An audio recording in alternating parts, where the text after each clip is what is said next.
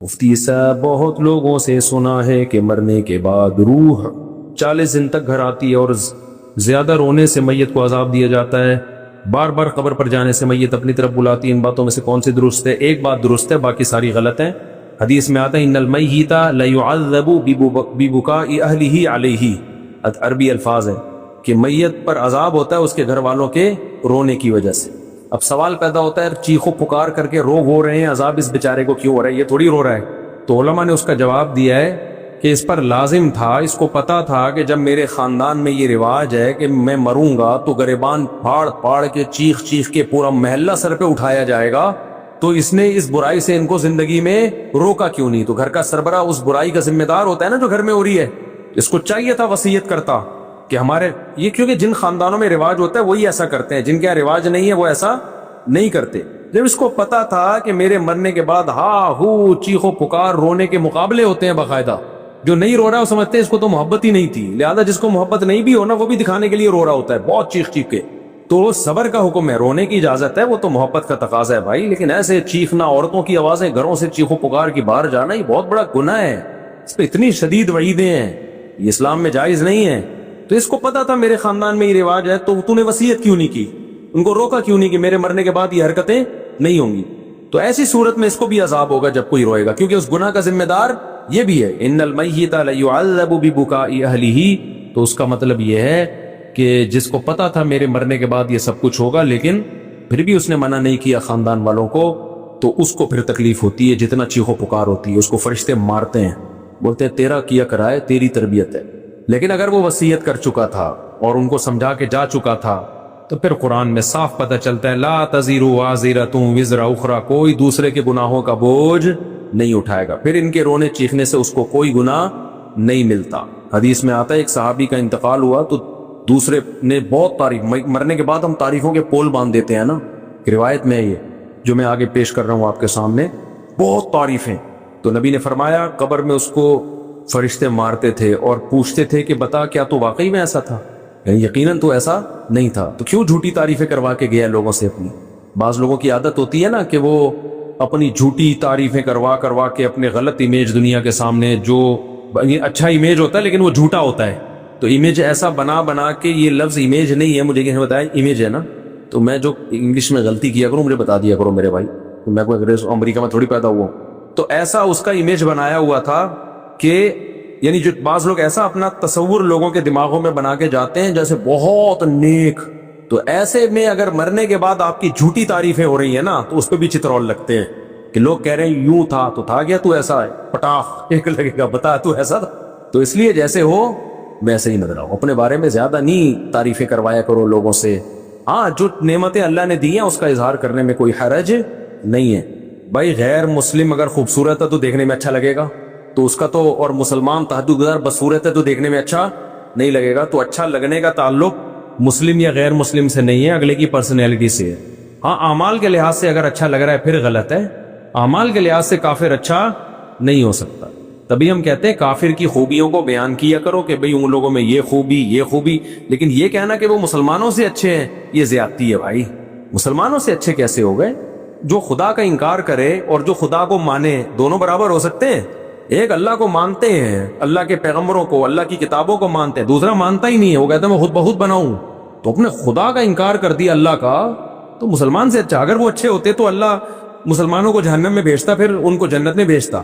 ہاں یہ کہنا درست ہے کہ ان چیزوں میں وہ مسلمانوں سے اچھے ہیں، اور سب مسلمانوں سے بھی نہیں، خاص جیسے پاکستانی مسلمانوں سے امریکی مسلمان کرپٹ نہ ہونے میں اچھے ہیں، جاپانی مسلمان پاکستانی مسلمانوں سے ڈسپلن میں اچھے ہیں، ڈسپلن ان کا بہت اچھا ہے، صفائی ستھرائی میں وہ پاکستانی مسلمانوں سے اچھے ہیں۔ تو پاکستانی کس چیز میں اچھے ہیں وہ سوچ رہا ہوں، ابھی کوئی دماغ میں آئے گا تو بتاؤں گا۔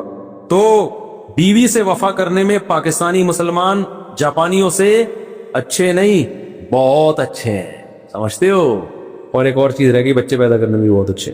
تو چند چیزوں میں تو ہو سکتا ہے، یہ تو کافروں میں بھی تھا نا۔ نبی صلی اللہ علیہ وسلم نے فرمایا خیارکم فی الجاہلیت خیارکم فی الاسلام، جو زمانے جاہلیت میں کافر اچھے تھے اسلام میں بھی وہی اچھے ہیں۔ تو اس سے پتہ چلا کافر میں بھی کوئی اچھا ہو سکتا ہے نا۔ تو یہاں اچھائی سے مراد ہے چند صفات میں اچھائی، غیرت میں، بہادری میں، تو بعض کافر بڑے غیرت مند ہوتے ہیں، بہادر ہوتے ہیں، سخی ہوتے ہیں، تو جب وہ اسلام لاتے ہیں تو وہ بہادری غیرت اور بڑھ جاتی ہے۔ تو صحابہ کرام زمانہ جاہلیت میں سخی تھے، بہادر تھے، رشتہ داری جوڑنے کو اچھا سمجھتے تھے۔ یہی جب مسلمان ہوئے تو یہ وفا کس کے لیے استعمال ہوئی؟ پھر نبی کے لیے۔ اور جو منافق تھے مدینہ میں، وہ کم وقت اسلام لانے سے پہلے بھی 2 نمبر، اسلام بھی لانے کے بعد بھی 2 نمبر۔ وہ جدھر دیکھتے تھے نا پلڑا بھاری ہے ادھر کو پلٹ جاتے تھے۔ تو نبی کے جو رشتہ دار تھے قریشی ہاشمی، حضرت ابو طالب کو دیکھو، اگرچہ کفر پہ موت ہوئی ہے لیکن رشتہ داری آخری دن تک نبھائی ہے نبی کے ساتھ کہ میرا بھتیجا ہے، میں اس پہ کسی کو انگلی اٹھانے نہیں دوں گا۔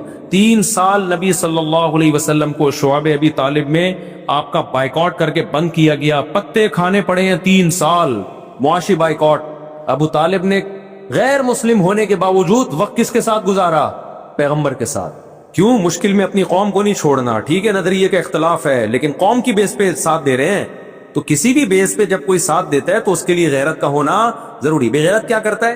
جہاں کوئی مصیبت آئی ایک دم، ہمارے ایک دوست تھے، ان کہتے ہیں میرا ایک بڑا جگری دوست تھا نا، ہر وقت ساتھ، کہنے ایک دن 2-3 لڑکوں نے مجھے گھیر لیا پیٹنے کے لیے نا، کوئی پڈا تھا، کہہ رہے میں نے کہا کوئی بات نہیں، ہم بھی 2 ہیں نا، نمٹ لیں گے، دیکھیں گے۔ کہہ رہا میں مار کھائے جا رہا ہوں، کوئی رپلائی کہیں سے ہو ہی نہیں رہا۔ کہہ رہا میں نے اپنا وہ لنگوٹی یار دیکھا تو وہ 3 کلومیٹر پہ نا بھاگا جا رہا ہے۔ ابے تو یہ تو اس موقع پہ نہیں بنتا یار، یا تو وہ 100 آدمی ہوتے تو یار وہ بھی 2-3 ہیں، تم 2 ہو تو کچھ تو کرو نا، کچھ تو بچاؤ تو گئی اس کو۔ ایک دم ایسا بھاگا۔ میں چھوٹا تھا تو میرے ساتھ ایک ہمارے کلاس فیلو اسکول کا لڑکا، ہم دونوں ڈبل سواری پہ آ رہے تھے۔ آپ کو پتا ہے کراچی میں ڈبل سواری پہ پابندی ہی رہی ہے۔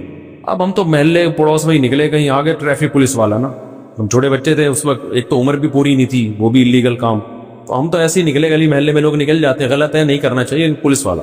اب جیسے ہی ٹریفک پولیس والا نا میرے جو پیچھے بیٹھا ہوا تھا وہ چلتی بائک سے اتر کے بھاگ گیا۔ مجھے آج تک وہ واقعہ ہے، اتنی سپیڈ سے بھاگا ہے میں اکیلا۔ تو وہ ٹریفک پولیس والے نے اس کو دیکھ کے اس کو اتنی ہنسی آئی ہے کہ یار یہ کتنا ڈر گیا، بھاگا جا رہا ہے، تو مجھے بھی چھوڑ دیا، بولا جا یار واپس۔ تو دن آج تک میں بھولا نہیں ہوں کہ یار تھوڑی سی اسپیڈ تو بھائی پکڑے گا کیا کہ جیل میں تھوڑی ڈال دے گا، تھوڑا سا تم بھی کرے گا، کچھ جرمانہ لگا دے گا، کچھ بھی کرے گا، اتنے بچے پہ تو کیا جرمانہ بھی نہیں لگتا۔ لیکن مجھے اس کی اسپیڈ دیکھ کے نا جو میرے ساتھ بیٹھا ہوا تھا، میں نے کہا یہ ہے بہادر، بھائی اتنی بھی جلدی نہیں بھاگو، آگے پولیس والا تھوڑا سا آگے آ رہا ہے، میں نے کہا ابھی میں روکوں گا تو وہ اترے گا، پھر دیکھو ہے ہی نہیں، وہ بھاگا ہو جا رہا ہے۔ تو کافروں میں بھی کچھ غیرت مند ہوتے ہیں، کچھ اچھی صفات ہوتی ہیں، تو وہ صفات بیان کرنے میں حرج نہیں ہے، لیکن جب مقابلہ ہوگا تو بھائی مسلمان کافر سے بہرحال بہتر ہے۔ اور جو اچھی صفات آپ کو کافروں کی لگ رہی ہوتی ہے نا، ان کی بھی جب ڈیپ میں جاؤ گے تو اس کی بھی گہرائی میں جاؤ گے تو بعض جگہوں پر وہاں بھی مسلمان کا پلڑا بھاری ہوگا آپ کو، لیکن اس کے لیے الگ قسم کا چشمہ چاہیے، وہ نظر سے دیکھا جائے گا۔ جو اپنے ماں باپ کے نہیں رہے وہ کیا رہ گئے، ان میں کیا انسانیت ہے؟ جن کے اباؤں اور اماؤں کا مستقبل اولڈ ہاؤس ہو تو رہ کیا گیا؟ السلام علیکم، اور میں غلام حیدر ول عبد الواحد، پورا شہر نسب لکھا ہوا ہے میرے بھائی۔